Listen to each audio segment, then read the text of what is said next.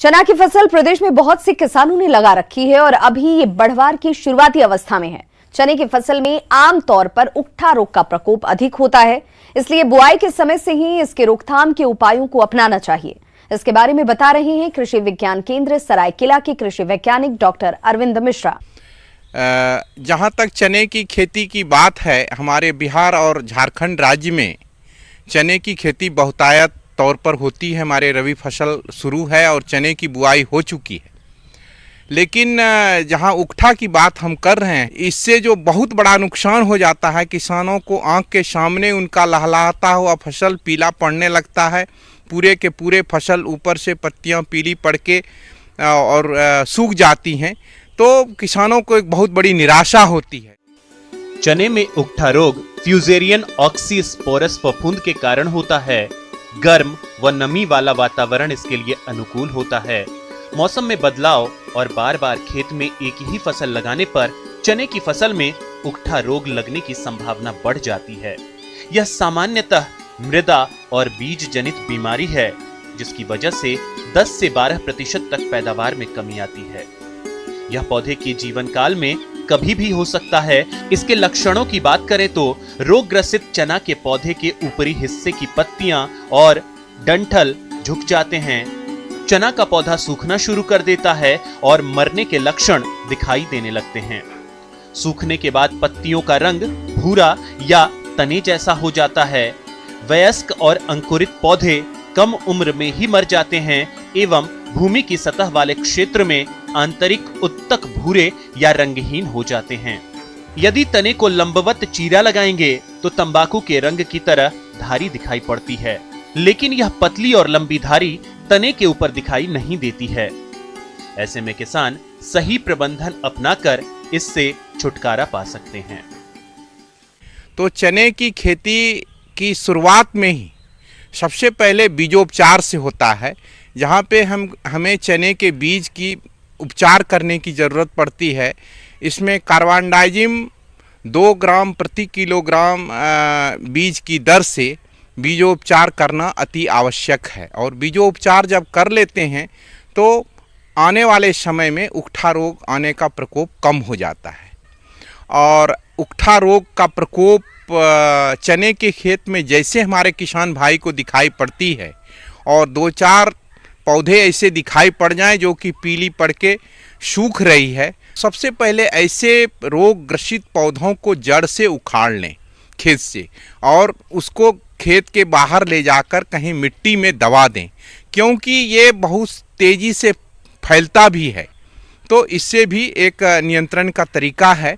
और बहुत बड़े पैमाने पर उकठा का प्रकोप यदि हो जाए तब तो खेत को नियंत्रित करना असंभव जैसा हो जाता है और इसमें कोई रसायन का प्रयोग बहुत हमारे किसान भाई को लाभदायक नहीं हो पाता है। इसके साथ ही साथ आप जानते हैं कि हमारे प्रदेश में जीवांश पदार्थ की मात्रा खेतों में घट गई है।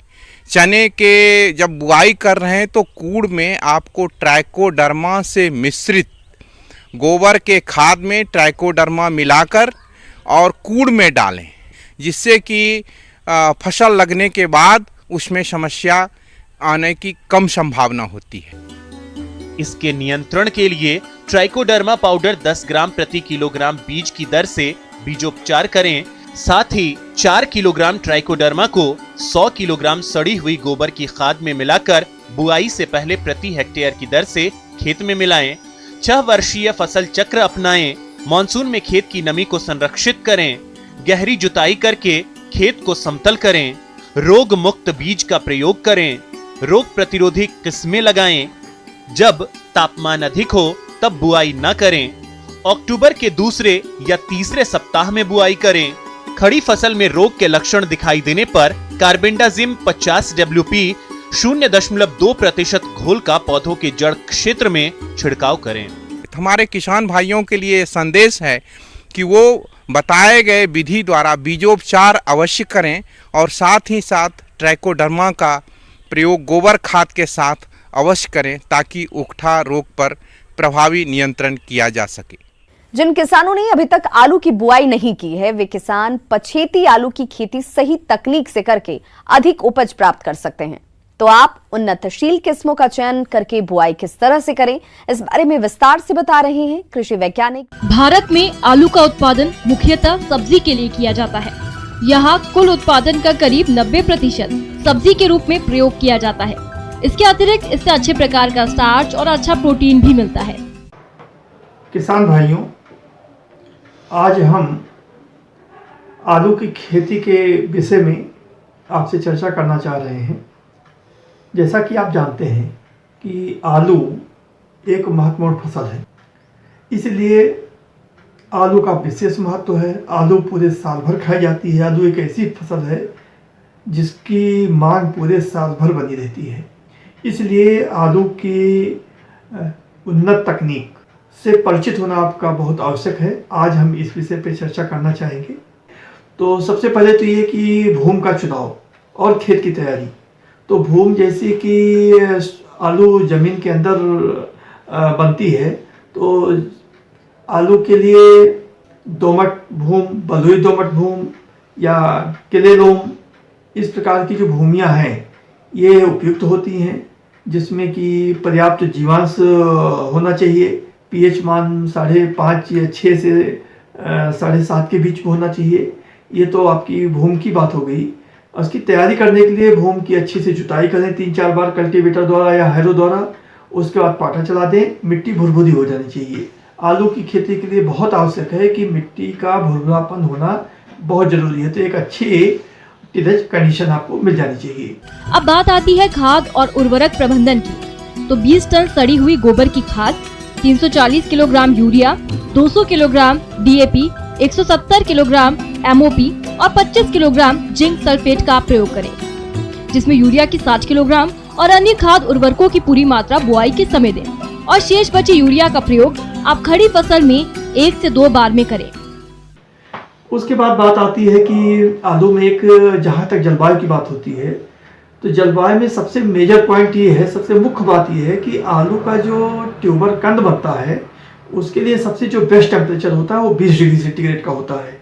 अगर यही टेम्परेचर 29 डिग्री सेंटीग्रेड के ऊपर चला जाता है तो ट्यूबर का बनना बंद हो जाता है, वानस्पतिक ग्रोथ अच्छी होती है। तो ये ध्यान रखें कि 20 डिग्री सेंटीग्रेड के आसपास ही जो है जलवायु की जो बात है, तो तापमान ये होना चाहिए।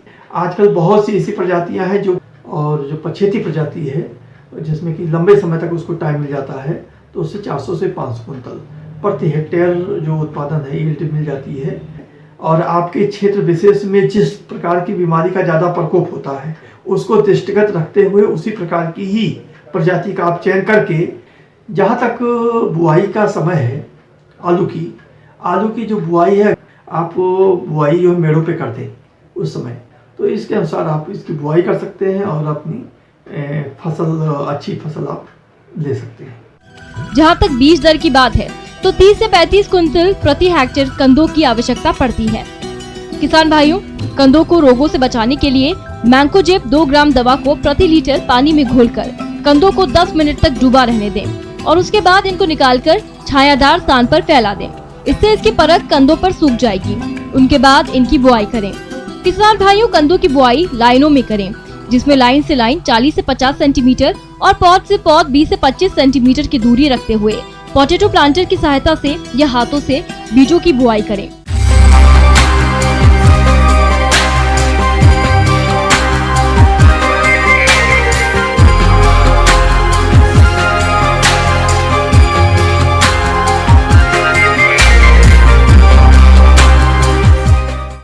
प्रदेश के किसानों को खेतीबाड़ी में कई परेशानियों से दो चार होना पड़ता है, जिनमें से एक है कीटों का प्रकोप। जी हां, कई ऐसे कीट होते हैं जो कि बहुभक्षी होते हैं। दीमक भी इन्हीं कीटों में से एक है। ये कीट लगभग सभी फसलों और पेड़ पौधों को नुकसान पहुंचाते हैं और समय रहते इसकी रोकथाम नहीं करने पर पूरी फसल को तबाह कर देते हैं।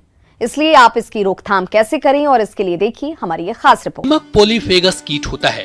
यह सभी फसलों को बर्बाद करता है। भारत में फसलों को तकरीबन 45% से ज्यादा नुकसान दीमक से होता है। वैज्ञानिकों के अनुसार दीमक कई प्रकार की होती है। दीमक भूमि के अंदर बीजों, अंकुरित पौधों को चट कर जाती है। कीट जमीन में सुरंग बनाकर पौधों की जड़ों को भी खाते हैं। प्रकोप अधिक होने पर ये तने को भी खाते हैं। अगर इस कीट पहचान की बात करें तो दीमक कीट का वैक्स मोटा होता है जो घूसर भूरे रंग का होता है और इस कीट की सुड़ियां मिट्टी की बनी दरारों अथवा गिरी हुई पत्तियों के नीचे छिपी रहती है। ये रात के समय निकलकर पौधों की पत्तियों या मुलायम तनों को काटकर गिरा देती है। दीमक आलू, टमाटर, मिर्च, बैगन, फूलगोभी, पत्ता गोभी, सरसों, राई, मूली, गेहूं आदि फसलों को सबसे ज्यादा नुकसान पहुंचाता है। इस कीट के नियंत्रण के लिए समेकित कीट प्रबंधन को अपनाना जरूरी है। दीमक की रोकथाम। दीमक से बचाव के लिए गर्मियों में खेत की अच्छी गहरी जुताई करें। खेत को खरपतवारों से मुक्त रखें। खेत में कभी भी कच्ची गोबर नहीं डालनी चाहिए। कच्ची गोबर दीमक का प्रिय भोजन होता है। बीजों को बेब्रिया बेसियान फफूंद नाशक से उपचारित किया जाना चाहिए। 1 किलो बीज में 20 ग्राम बेब्रिया बेसियान फफूंद नाशक से उपचारित करके बोनी चाहिए। 2 किलोग्राम सूखी नीम की बीज को कूटकर बुआई से पहले 1 एकड़ खेत में डालना चाहिए। नीम के 30 किलोग्राम प्रति एकड़ में बुआई से पहले खेत में डालने से इससे प्रकोप कम होता है। 1 किलोग्राम बेब्रियान बेसियान फफूंदनाशक और 25 किलोग्राम गोबर की सड़े खाद में मिलाकर बुआई से पहले खेत में डालें। 1 किलोग्राम प्रति एकड़ बेब्रियान बेसियान फफूंदनाशक को आवश्यकता अनुसार पानी में घोलकर मटके में भरकर निचले हिस्से में छिद्र करके सिंचाई के समय देना चाहिए। दीमक के रासायनिक नियंत्रण के लिए क्लोरपाइरिफास 20 किलोग्राम प्रति हेक्टेयर खेत में बुआई से पहले भुरकाव करना चाहिए। प्रति किलो बीजों को 4 मिलीलीटर क्लोरोपाइरिफास दवा से उपचारित करके बीजों को बुआई करें। दीमक को नियंत्रित करने के लिए 2 लीटर क्लोरोपाइरिफास दवा को 4 किलो रेत में मिलाकर प्रति हेक्टेयर बुआई के समय खेत में डालना होता है। इसके साथ ही सिंचाई जल के साथ भी दवा को मिलाकर सिंचाई करने से कीट का प्रभावी नियंत्रण कर सकते हैं।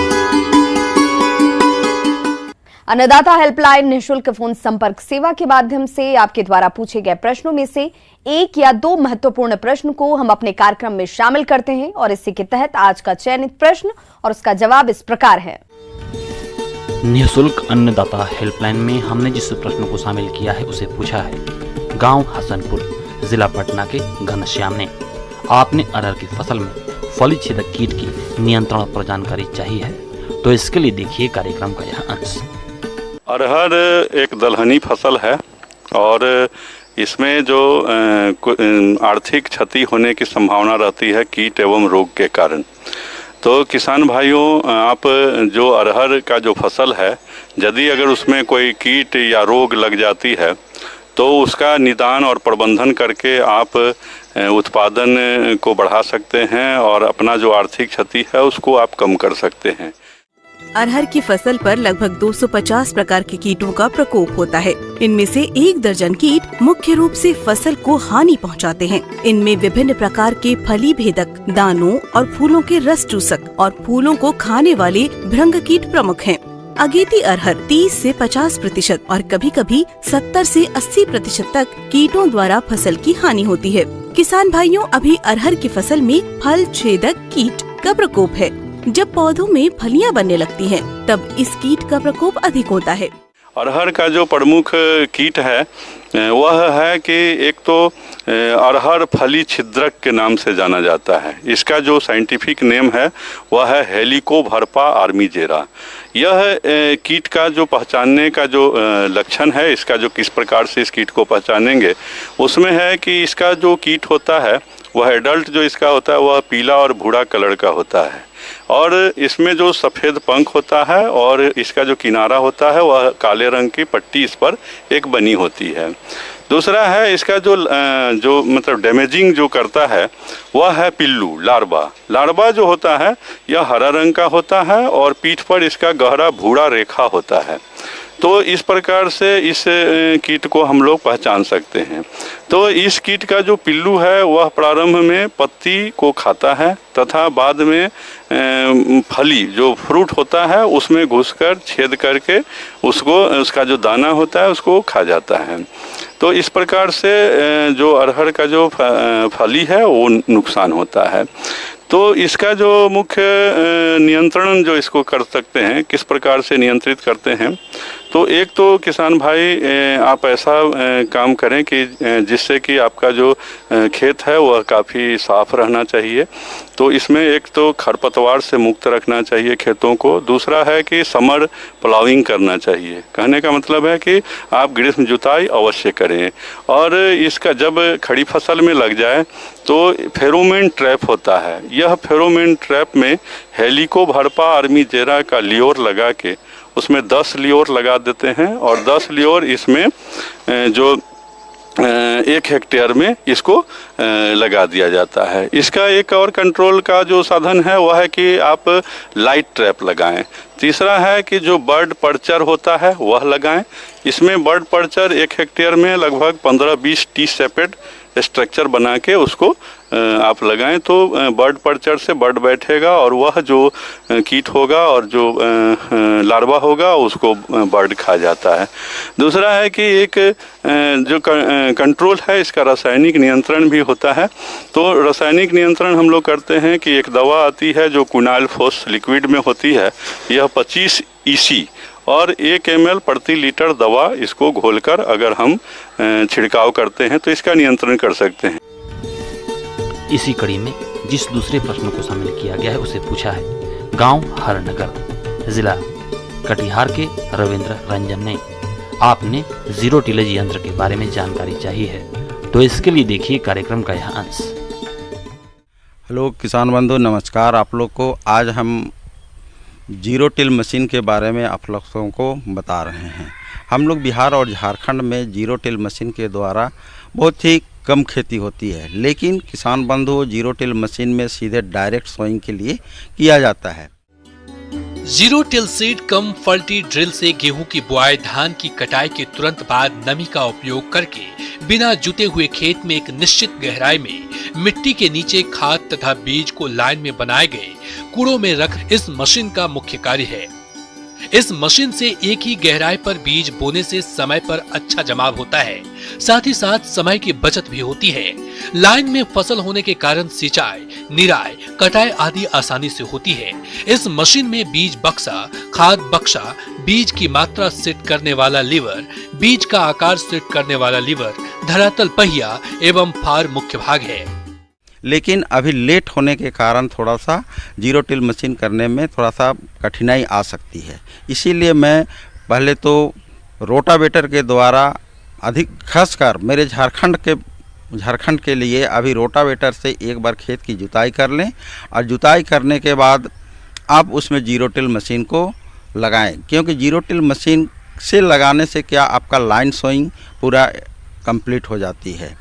जिसे लेट होने के कारण, जैसे मान लीजिए अभी आप चना ले रहे हैं या सरसों की खेती करना चाह रहे हैं, मक्का लेना चाह रहे हैं, तो इसको आप जीरो टिल मशीन के द्वारा खेती करें। लेट होने के कारण खाद की मात्रा थोड़ा सा बढ़ानी पड़ेगी, बीज की मात्रा थोड़ा सा बढ़ानी पड़ेगी। जो पिछले जो समय के अनुसार जो लगाते हैं उसका रिकवरी अगर घना हो जाएगा तो उसके लिए, इसलिए कि जीरो टिल मशीन को थोड़ा सा प्रॉपर जो होना चाहिए उससे थोड़ा सा बढ़ा के इसमें करें, ताकि zero till machine proper way पे जाएगी और आपको उत्पादन में वृद्धि लाएगी।